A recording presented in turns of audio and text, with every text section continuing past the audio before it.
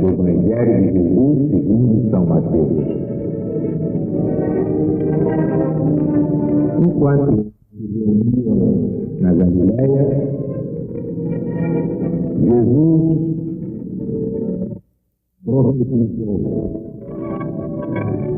o Filho do Homem vai ser entregue nas mãos dos pecadores,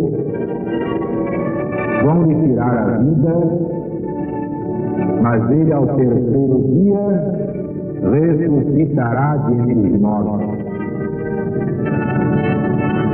Os discípulos, espantados, ficaram extremamente tristes. Tendo chegado a Cafarnaum, chegaram ao apóstolo Pedro aqueles que davam as 2 dracmas do imposto.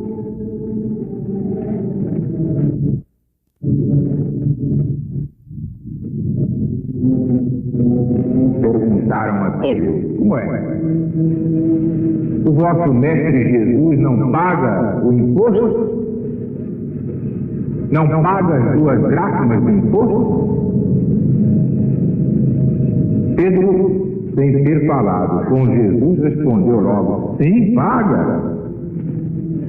Ao entrar em casa, embaraçado, olhando para Jesus, o mestre, antes que Pedro falasse, lhe respondeu, perguntando: que te parece, Simão Pedro? De quem da terra tributo ou imposto? Dos teus filhos ou dos estrangeiros? Pedro respondeu: dos estrangeiros, naturalmente. Jesus concluiu: portanto, são isentos os filhos. Mas Pedro, para não os escandalizar, vamos pagar o tributo. Vai até o mar, lança o anzol, o primeiro peixe que subir, segura-o bem, e abrindo-lhe a boca encontrarás um estáter. Então toma o estáter, entrega-lhes o estáter por mim.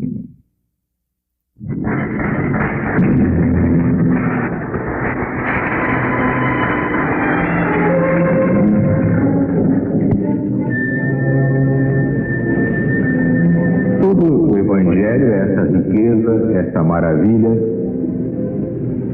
a nos apontar o caminho certo da salvação. Vemos logo ali como Jesus falava com naturalidade que ia ser entregue nas mãos dos pecadores por obra dos principais sacerdotes do diabo que os carrega.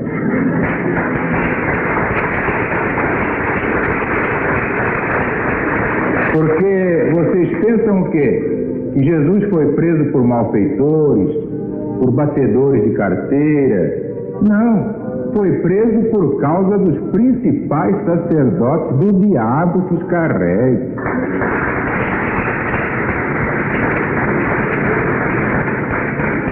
É onde a gente vê que eles não sabem de nada. Então os representantes de Deus prendem o próprio Deus, mandam crucificar o próprio Deus.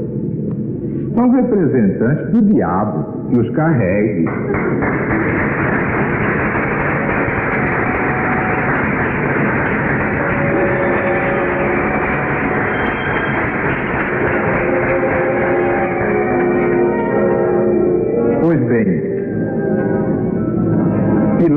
que representava o poderio romano, ele era o representante do imperador romano. O próprio Pilatos não queria crucificar Jesus. Ele viu que ele não tinha culpa nenhuma.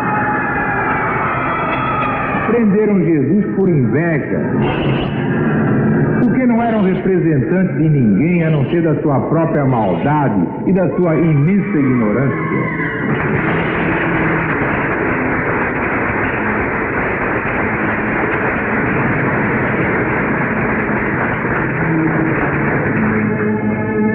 Pois bem, Pilatos chegou a receber um aviso de sua esposa. A esposa, preocupada, sonhou com Jesus, que era um inocente, que não podia ser condenado. Então mandou um recado lá ao pretório: Pilatos, não te metas com esse justo, ele é inocente, que seu sangue não caia sobre ti. Então reforçou em Pilatos aquela vontade de libertar Jesus. Mas o que é que faziam os principais sacerdotes do diabo que os carrega? Crucifica-o! Crucifica-o! Então Pilatos vinha e dizia: mas quem que vocês querem? Jesus, que é inocente, ou Barrabás? E os principais sacerdotes e os fiéis de cabrejas: queremos Barrabás! Barrabás! Queremos é Barrabás! Crucifica Jesus! Igualzinho como nos tempos modernos.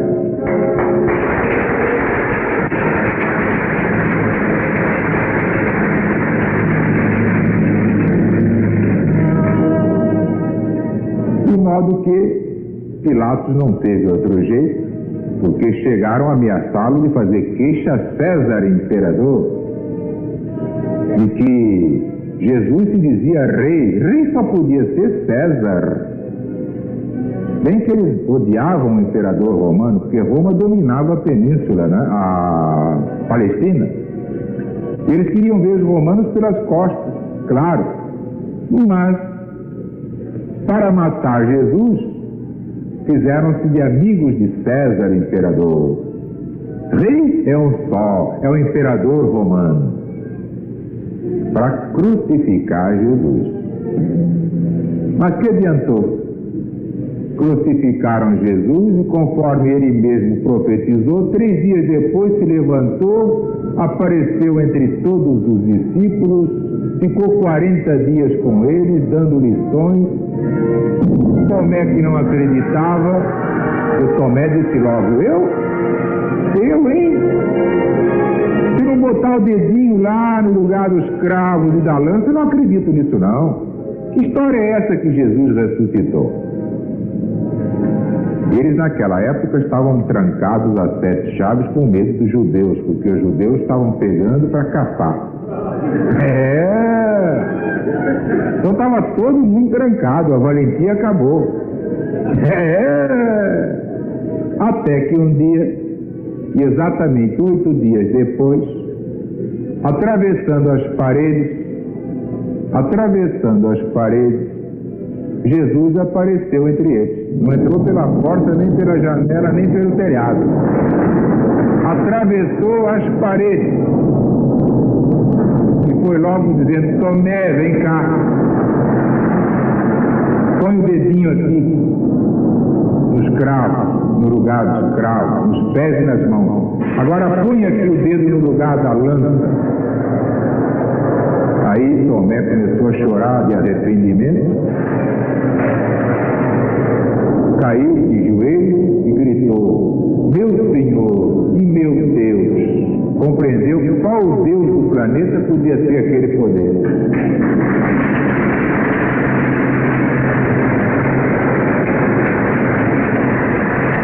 Não era o Deus total, porque o Deus total é o Deus do universo, de todos os planetas, de todas as estrelas, de todos os mundos que rolam no infinito. Mas neste planeta Terra, Jesus é Deus.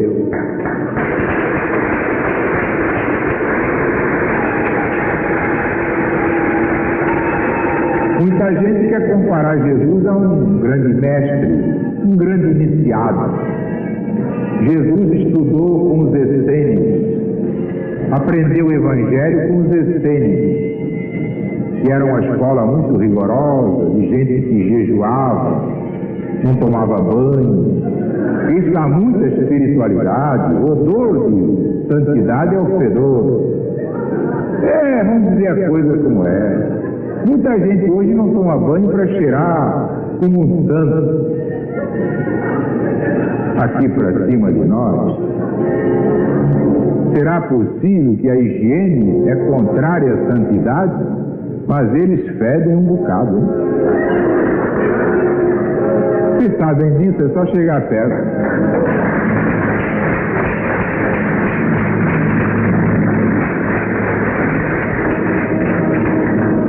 Pois bem, nós aqui pregamos a moda do povo. O povo quer entender o negócio. O povo está entendendo, não está?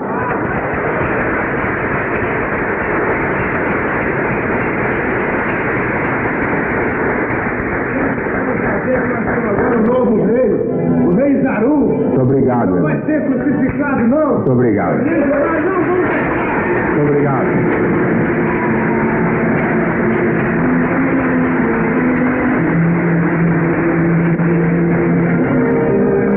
Eu sou apenas o estafeta. Dessa vez, ele vem, mas ninguém vai crucificá-lo mesmo, não. Ao contrário, como está no Apocalipse, e o Apocalipse nós vamos lá. Diz claramente, que muita gente diz que vale que eu, nessa altura, já estarei morto. Não vou ver o fim do mundo.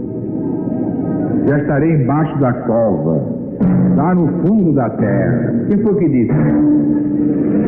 No dia da volta de Jesus, toda a humanidade estará presente. Os vivos e os mortos estarão presentes.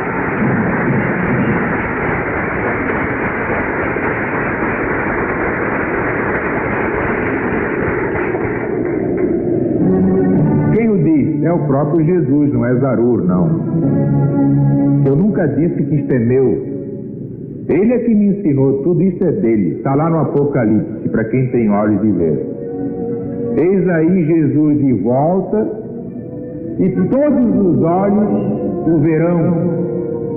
Todos, quer dizer, de todos. Inclusive daqueles que o trespassaram, o traspassaram, isto é, que o crucificaram. Está no Apocalipse de Jesus segundo São João. Agora, o que há de adorável no Cristo é essa simplicidade, essa humildade, com que ele procurou ser como um de nós. Procurou ser um homem como outro qualquer, querendo mostrar até onde ia a sua modéstia. Foi ser um carpinteiro, filho de carpinteiro. Deixou Herodes ser rei, Nero rei, Calígula rei, e ele era apenas um operário carpinteiro.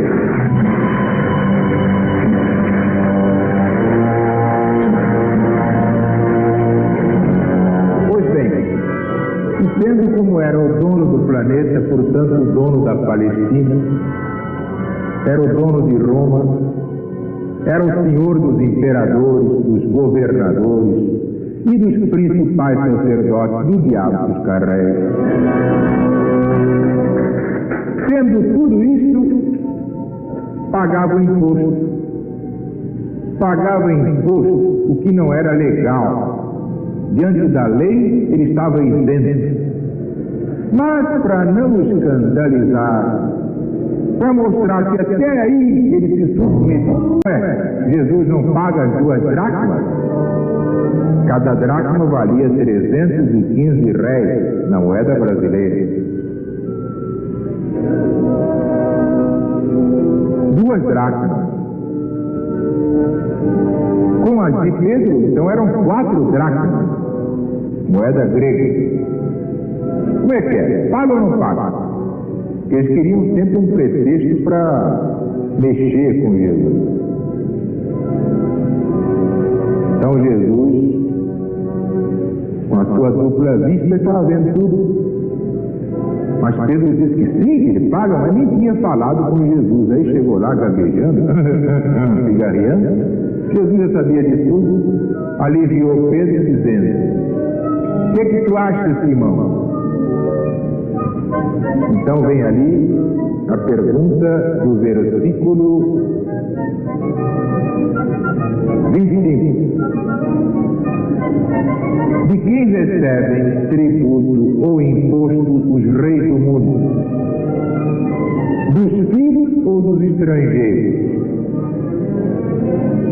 Pedro respondeu: dos estrangeiros, Senhor. Então Jesus concluiu: portanto, isentos estão os filhos de pagar esse imposto ou tributo. Mas, para que não nos escandalizemos, vai até o mar, lança o teu anzol. O primeiro peixe que subir, segura-o bem, abre-lhe a boca e encontrarás um estáter. O estáter era a moeda que valia exatamente 4 dracmas. As 2 dracmas que Jesus tinha de pagar e as 2 que Pedro tinha de pagar, porque Pedro também não tinha dinheiro. Pois bem, Pedro foi lá, botou o anzol, pegou um peixe, abriu a boquinha do peixe, encontrou o estáter e pagou aos publicanos 4 dracmas. Aqui para nós, que piada, hein? Jesus, o dono do planeta, que criou isso aqui, pagar imposto aos que se julgam donos do planeta. Essa não. Essa não.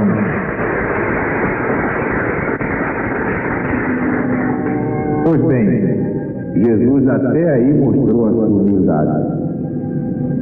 Agora experimente um de vocês botar um estáter na boca de um peixe.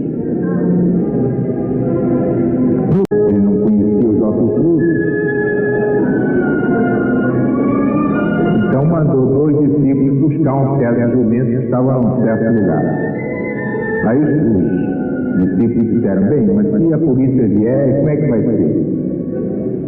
Vocês digam: o mestre precisa do jumento para cumprir a Escritura, e eles deixarão imediatamente vir o jumento.